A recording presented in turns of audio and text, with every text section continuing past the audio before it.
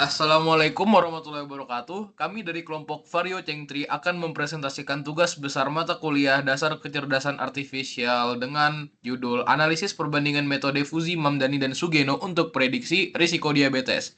Saya Abrar akan membuka dengan latar belakang dan deskripsi dataset.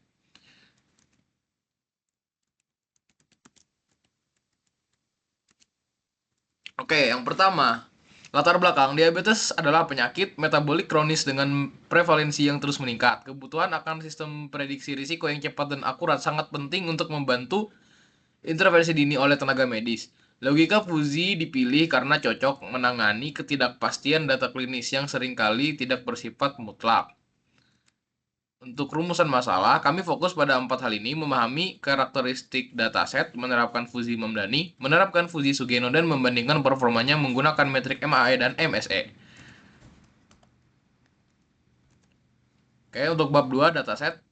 Dataset yang kami gunakan adalah diabetes klinis pasien dari Kegel, berisi 100.000 baris dan 16 kolom.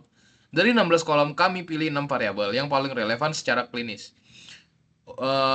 Variabel berisi 5 input dan 1 output. Untuk 5 inputnya ada age, umur, terus BMI, terus HbA1c level, terus ada blood glucose level, dan hypertension. Untuk outputnya 1 diabetes. Penentuan rentang fuzi mengacu pada standar WHO untuk BMI dan American Diabetes Association untuk HbA1c sehingga tidak arbitrer. Pemrosesan. Tahap processing meliputi pemeriksaan missing value, penghapusan 14 baris duplikat, pemilihan kolom relevan, dan penentuan rentang nilai untuk tiap variabel input. Itu gambaran umum data yang kami olah. Selanjutnya Zafran akan menjelaskan metodologi dan implementasinya. Baik, terima kasih Abrar. Saya Zafran akan menjelaskan metodologi dan tahapan implementasi sistem fuzi kami. Yang pertama, pada alur, kami sederhana saja dari dataset, masuk ke processing, membership function, rule base, Mamdani, lalu Sugeno, dan evaluasi serta perbandingan. 10 tahap berurutan dari pengumpulan data sampai kompresi kedua metode. Oke, yang pertama ada fuzi Mamdani. Mamdani menggunakan pendekatan min-max dengan 4 tahapan, yaitu fusifikasi, ubah nilai CRISP menjadi derajat keanggotaan. Yang berikutnya ada evaluasi aturan, operator and makai min, agregassi output, menggabungkan dengan max, lalu ada difusifikasi pakai metode Krintroid atau center of gravity. Contohnya, ada aturan if age is high and BMI is high and HbA1c is high, then diabetes risk is high. Yang berikutnya ada metode Fuji Sugeno. Oke, Sugeno yang kami pakai adalah order number 1. Bedanya output tiap aturan langsung berupa nilai konstan. Low sama dengan 10, medium sama dengan 50, high sama dengan 90. Itu yang kami gunakan. Lalu difusifikasinya pakai weighted average, jauh lebih sederhana dibandingkan centroid. Yang berikutnya ada evaluasi model, metrik evaluasi MI dan MSE. Semakin kecil nilainya, semakin akurat prediksinya. Sekarang lanjut ke bab 4. Nah, pada bab 4 ini, kita akan membahas tools-nya, yaitu ada Python, ada VS Code, Pandas, NumPy, Matplotlib, serta sistem dibangunnya from scratch tanpa library Fuzi khusus, seperti Skleet Fuzi. Dan di sini ada membership function-nya.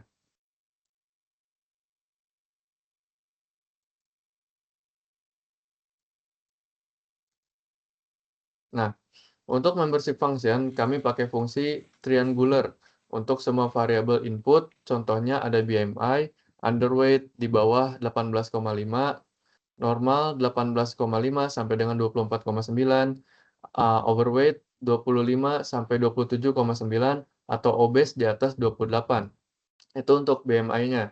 Sementara HbA1c-nya normalnya di bawah 5,7, prediabetesnya 5,7 sampai dengan 6,4, diabetesnya di atas 6,4. Untuk blood glucose-nya normalnya adalah di bawah 140, prediabetesnya 140 sampai dengan 199, dan diabetesnya di atas 199. Yang berikutnya ada age. Young, kita memasukkan dari angka 0 sampai dengan 18 untuk anak muda, sementara middle-nya 18 sampai dengan 26, serta out-nya 27 sampai dengan 100. Output risk, low, medium, atau high. Batas-batas ini mengacu pada standar klinis ADA dan WHO. Yang berikutnya ada fusifikasi. Fungsi fusifikasi mengkonversi semua nilai CRISP menjadi derajat keanggotaan, karena adanya overlap antara himpunan satu nilai bisa masuk dua kategori sekaligus. Inilah karakteristik fusi. Yang berikutnya bagian rule base. Kami susun 17 aturan if-then yang dikelompokkan jadi 4 aturan low risk, 6 aturan medium risk, dan 7 aturan high risk. Untuk intervensinya, untuk Mamdani fire stretch, tiap rule dihitung pakai operator min, lalu MF, outputnya diklip dan digregasi dengan max. Terakhir, difusifikasi pakai centroid pada 200 titik universe. Sugeno, fire stretch dikalikan singleton 10, 50, 90, lalu rata-rata terbobotnya dihitung. Oke, sampai sini sistem puji yang sudah lengkap. Sekarang akan dilanjutkan oleh rekan saya, Ganda. Oke, terima kasih Zafran. Saya Ganda akan menutup presentasi dengan hasil eksperimen dan kesimpulannya. Pada hasil Mamdani, pada 99.986 data, Mamdani menghasilkan mean CRISP output 0,4949 dengan distribusi low 6,259, medium 88.519, high 5.208, dengan mayoritas data masuk kategori medium. Kemudian pada hasil Sugeno menghasilkan mean 4.973 dengan distribusi low 6.267, medium 87.493, dan high 6.226. Pola distribusinya mirip Mamdani, tapi kelas high sedikit lebih banyak. Lanjut ke perbandingan performa. Inilah temuan utama kami dengan akurasi yaitu 86,82% untuk Mamdani dan Sugeno pada 85,14% dengan Mamdani unggul 1,68%. Untuk presisi, Mamdani 38,30% dan Sugeno 35,03%. Dengan analisisnya Mamdani unggul 3,27%. Dan recall Mamdani 82,51% dan Sugeno 83,18%, dengan Sugeno unggul 0,67%. Dan F1 score Mamdani 52,30%, Sugeno 49,30%, dengan Mamdani unggul 3%. Lanjut ke terakhir yaitu runtime, dengan Mamdani yaitu 12,40 detik dan Sugeno 0,81 detik. Sugeno 15,2 kali lebih cepat daripada Mamdani. Jadi Mamdani unggul di kualitas klasifikasi, tapi Sugeno menang telak di kecepatan. Lanjut ke confusion matrix. Berikut adalah data-data dari confusion matrix dengan Sugeno menghasilkan lebih banyak false positif. Interpretasi Mamdani lebih intuitif dan representatif untuk domain medis karena outputnya berupa himpunan linguistik kontinu, mirip cara dokter berpikir, tapi komputasinya berat karena perlu hitung centroid dari kurva geometri. Sugeno menang dari sisi efisiensi. Proses difusifikasinya cuma weighted average dari konstanta. Cocok untuk sistem real time skala besar. Kekurangannya, outputnya diskrit, kurang bisa menangkap transisi halus antar kondisi klinis. Kemudian lanjut pada analisis uji kasus tunggal. Ada simulasi satu pasien dengan usia 45, BMI 32, HbA1c 7,0, glukosa 180, dan hipertensi positif. Hasilnya itu Mamdani dengan skor 68,42, yaitu yang artinya medium, dengan Sugeno dengan skor 77,13 yang artinya high. Selisih 8,71 poin, Sugeno cenderung memberikan estimasi lebih tinggi. karena pakai singleton 90 untuk high, sedangkan Mamdani menghaluskannya lewat Centroid. Lanjut kepada Streamlit, kami juga membuat aplikasi Streamlit sebagai antarmuka interaktif.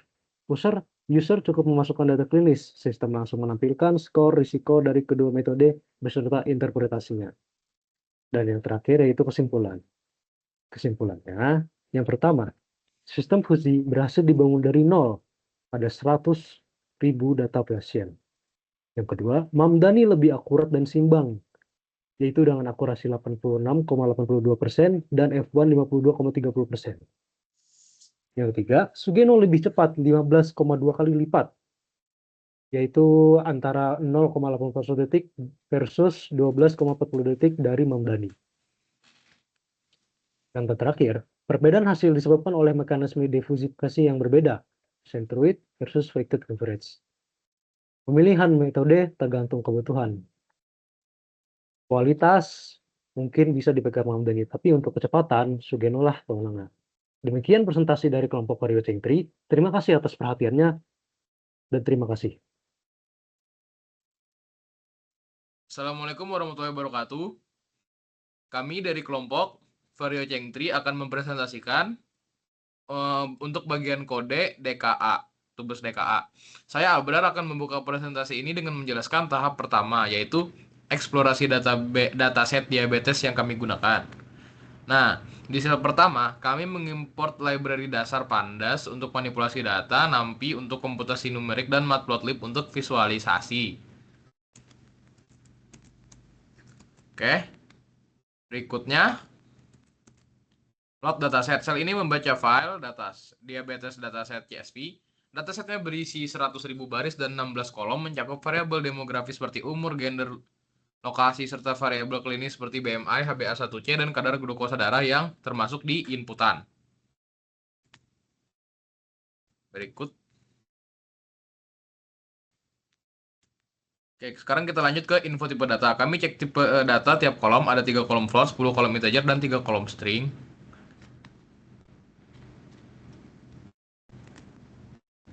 Yang berikutnya, sel 4, missing value.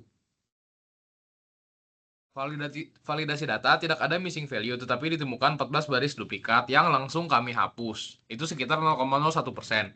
Jadi, sisa datanya dari 100.000 berkurang menjadi 99.986 baris.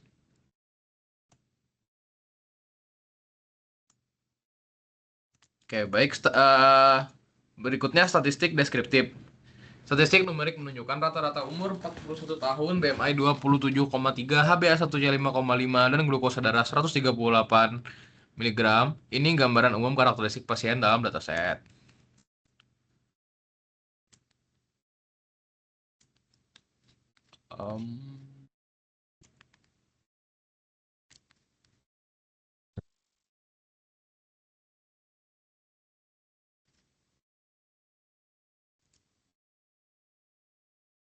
Oke, lanjut untuk distribusi variabel kategorikal.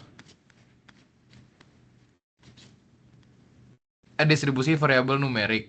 Visualisasi distribusi 4 variabel utama, age, BMI, HbA1c, dan blood glucose. Garis merah menunjukkan mean, oranye menunjukkan median. BMI cenderung normal di sekitar 27. Sedangkan glukosa banyak terkonsentrasi di rentang 100 sampai 150. Nah, untuk distribusi variabel kategorikal, pasien hipertensi hanya 7,5% dan pasien diabetes hanya 8,5%. Datasetnya imbalance, mayoritas non-diabetes. Kita lanjut. Ini untuk box plot outlier. Box plot membantu deteksi outlier. Terlihat BMI dan HbA1c memiliki cukup banyak outlier di sisi atas. Ini perlu diperhatikan saat desain fungsi keanggotaan. Berikut untuk heatmap korelasi. Korelasi tertinggi terhadap diabetes adalah blood glucose dan HbA1c. Ini wajar karena keduanya indikator klinis utama. H dan BMI juga berkorelasi positif walau lebih rendah. Itulah ringkasan eksplorasi data kami. Sekarang saya serahkan kepada Zafran untuk menjelaskan desain sistem fusinya. Oke, terima kasih Abrar. Di sini saya akan melanjutkan fase desain sistem Fuji from scratch. Yang pertama, di sini ada fungsi keanggotaan trimf dan trumpf. Kami buat dua fungsi mf dari 0, triangular, 3 parameter a, b, c, dan trapezoidal 4 parameter yaitu a, b, c, d.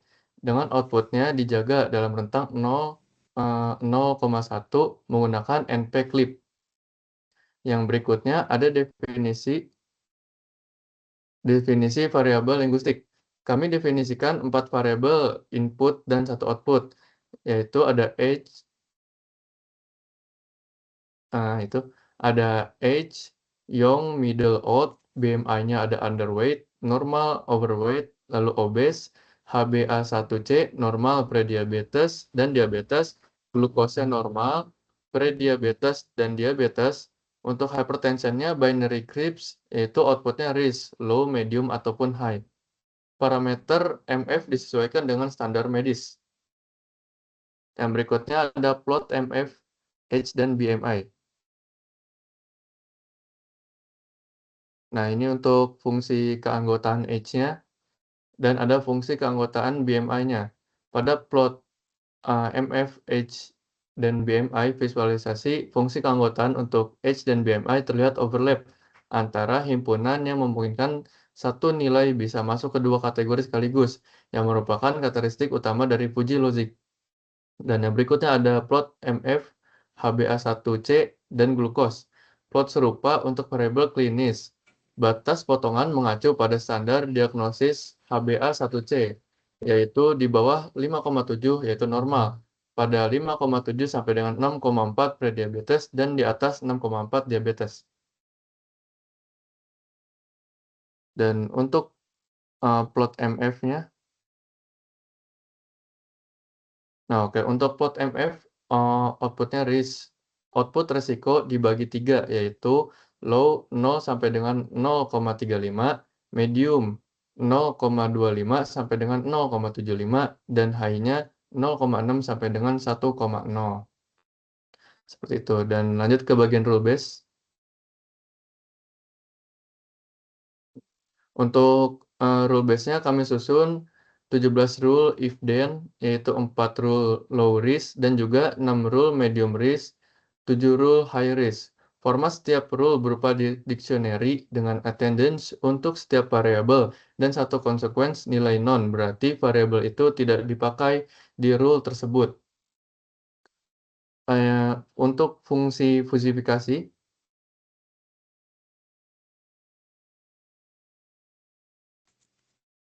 nah, di sini ada bagian fungsi keanggotaan fusifikasi. Fungsi ini mengubah semua nilai crisp dataset menjadi derajat keanggotaan. Hasilnya data frame baru berukuran 99,986 dikali 14 kolom Fuji. Ini untuk datanya. Nah, sekarang yang validasi fusifikasi. Oke. Untuk validasi, semua nilai derajat keanggotaan berada di rentang 0,1 sampai dengan valid. Rata-rata derajat keanggotaan menunjukkan dataset dominasi kategori age old 0,70 dan BMI obese 0,41. Pada spot check manual, oke. Verifikasi manual pada 5 baris sampel. Contohnya baris ke-500, umur 77, BMI-nya 27,3, HbA1c 6,2, glukosa 159 sampai dengan terklarifikasi sebagai old, overweight, prediabetes. Hasilnya konsisten dengan parameter MF. Lanjut visualisasi. Untuk visualisasi distribusi fusifikasi histogram, coba di bawah. Nah, histogram menunjukkan sebaran derajat keanggotaan, mayoritas nilai berkumpul di 0 atau 1 crisp, namun banyak juga yang berada di tengah. Inilah yang dimanfaatkan oleh sistem fuzzy. Pada gabung, nah, pada gambung dan sipan, hasil fusifikasi digabungkan dengan dataset asli menjadi DF final, yaitu 30 kolom, dan disimpan ke CSV untuk backup-nya. Oke, sampai di sini sistem fuzzy sudah siap diinventarisasi. Saya akan serahkan ke Ganda untuk menjelaskan selanjutnya. Kemudian, saya Ganda akan menutup presentasi dengan menjelaskan dua metode inferensi yang kami bandingkan. Yang pertama yaitu Helfer Evaluasi Rule. Fungsi Evaluate Rule Strength menghitung fire strength tiap rule menggunakan operator N sama dengan minimum. Hypertension dievaluasi langsung sebagai CRISP 0/1. Lanjut kepada inferensi Mamdani.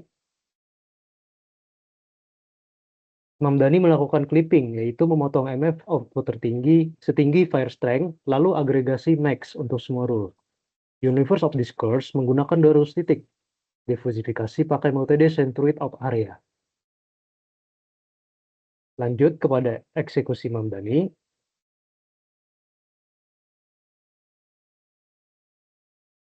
Mamdani dijalankan pada 99.986 baris dalam kurang lebih 37 detik. Hasil mayoritas yaitu 88.519 baris terklasifikasi medium, low 6.529, dan high 5.208. Selanjutnya pada inferensi Sugeno.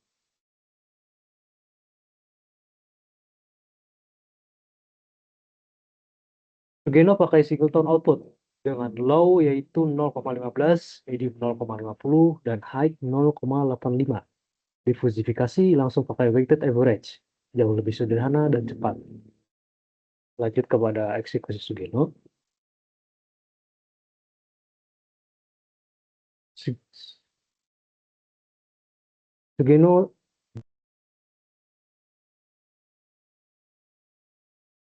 Sugeno selesai dalam kurang lebih 34 detik. Distribusi labelnya hampir identik dengan Mamdani. Lanjut kepada visualisasi distribusi output. Histogram menunjukkan distribusi CRISP output kedua metode sangat mirip, terkonsentrasi di 0,5 atau medium. Kemudian pada visualisasi proses Mamdani, untuk baris ke-500, kami visualisasikan proses clipping dan agregasi. Centroid jatuh tepat di 0,5 atau label medium. Ringkasan dari sasek tersebut, min output Mamdani 0,4949 dan Sugeno 0,4973, yaitu sangat dekat.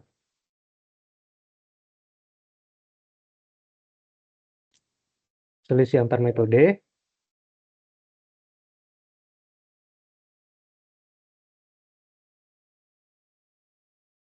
Selisih rata-rata absolut hanya 0,0028 dan 98,97%. Baris menghasilkan label yang sama, artinya kedua metode konsisten. Selanjutnya pada evaluasi dan ground truth.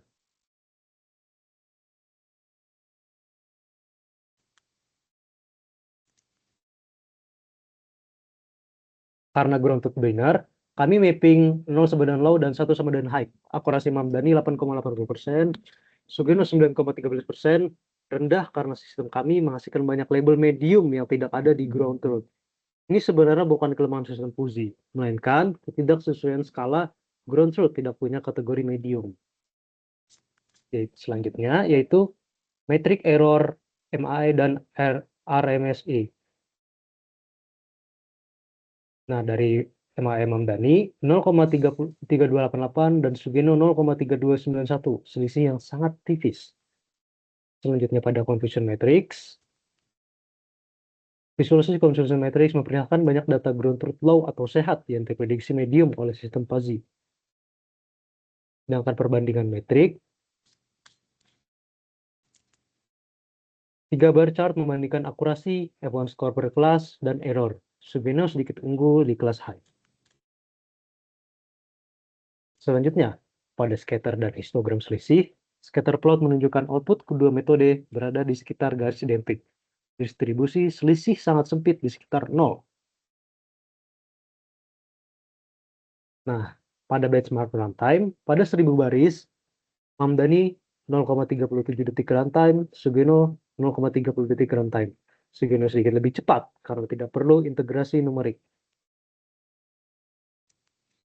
Nah, dari tabel interpretasi, kesimpulan kualitatif,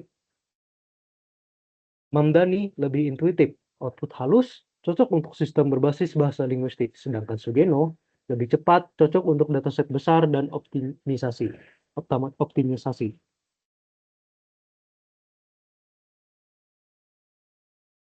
Kemudian adalah simpan file, yaitu semua hasil CSV dan PNG disimpan untuk dokumentasi laporan.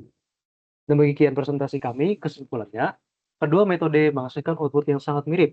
Selisih label mungkin hanya sekitar 1%. Namun Sugeno lebih efisien secara komputasi. Terima kasih.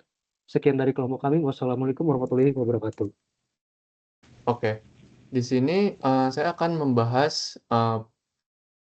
aplikasi menggunakan metode Fuji Mamdani dan Sugeno untuk menghitung skor diabetesnya, yaitu ini adalah Streamlit yang kita gunakan dengan judul Fuji Logic Diabetes Risk dan Prediction. Oke, yang pertama di sini akan menampilkan input data pasien, di mana kita akan menguji dengan kondisi metabolik normal. Oke, bisa diinput age-nya 25 tahun. Untuk BMI-nya 21,5. Oke. Untuk HbA1c-nya 5,0. Untuk blood glucose-nya yaitu 59 mg. Dan untuk hypertension-nya yaitu untuk blood glucose-nya 95.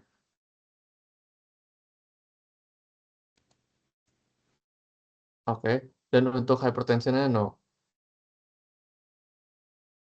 Langsung saja hitung resiko diabetes. Nah, di sini menampilkan resiko diabetes termasuk rendah. Dan ada hasil prediksinya juga untuk Mamdani skornya dikategorikan low dan untuk Sugeno skornya dikategorikan medium. Pada parameter ini masih berada pada rentang normal sehingga teori pasien memiliki risiko diabetes yaitu rendah. Setelah tombol prediksi yang tadi dijalankan menampilkan dua metode yaitu Fuji dan Mamdani. Hasil menunjukkan bahwa Fuji bekerja dengan baik karena seluruh variabel berada di pada kategori aman. Yang berikutnya ada skenario kedua. Oke, pada skenario kedua, untuk age-nya yaitu 40 tahun. Oke, untuk BMI-nya 27.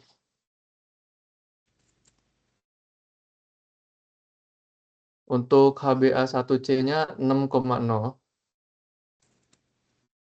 Untuk blood glucose-nya yaitu 130 mg.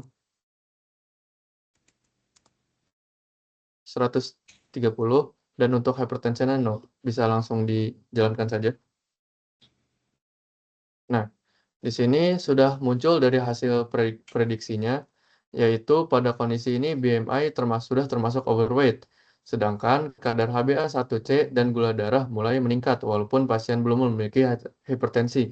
Setelah diproses menggunakan metode Fuji dan Mamdani Sugeno, aplikasi memberikan hasil resiko sedang beserta nilai CIP dari masing-masing metode. Hasil tersebut menunjukkan bahwa sistem mampu mengenali adanya peningkatan risiko meskipun belum berada pada kondisi diabetes. Oke, yang berikutnya kita akan testing yang terakhir. Oke, untuk input data umur yaitu 55 tahun. Untuk BMI-nya 32. Untuk HbA1c-nya 8,0. Dan untuk blood glucose-nya 200 mg. Dan di sini kita hypertension-nya yes. Oke, di sini sudah memunculkan hasil prediksi dari sistem yang kita gunakan. Pada kasus ini, hampir seluruh variabel berada pada kategori tinggi, mulai dari usia, obesitas, kadar HbA1c, kadar gula darah, sehingga adanya hipertensi. Setelah dilakukan proses inferensi menggunakan metode Fuji Mamdani dan Fuji Sugeno, aplikasi menghasilkan kategori risiko tinggi beserta nilai skrip masing-masing metode. Hasil ini sesuai dengan kondisi klinis karena seluruh indikator menunjukkan kemungkinan diabetes yang tinggi. Lalu kesimpulannya adalah pada bagian ini menampilkan dua informasi utama, yaitu metode Fuji Mamdani yang menghasilkan nilai KRIPS berdasarkan proses fusifikasi, inferensi aturan, agregasi, dan difusifikasi. Dan berikutnya ada metode Fuji Sugeno yang menghasilkan nilai KRIPS menggunakan fungsi konsekuen berbentuk konstanta atau persamaan. Meskipun nilai KRIPS yang dihasilkan kedua metode dapat sedikit berbeda, karena mekanisme perhitungan berbeda, kategori risiko yang dihasilkan tetap konsisten. Hal ini menunjukkan bahwa kedua metode mampu melakukan klasifikasi risiko diabetes dengan baik sesuai aturan Fuji yang telah dirancang. Sekian untuk presentasi dari kelompok kami. Kurang lebih mohon maaf dan terima kasih. Wassalamualaikum warahmatullahi wabarakatuh.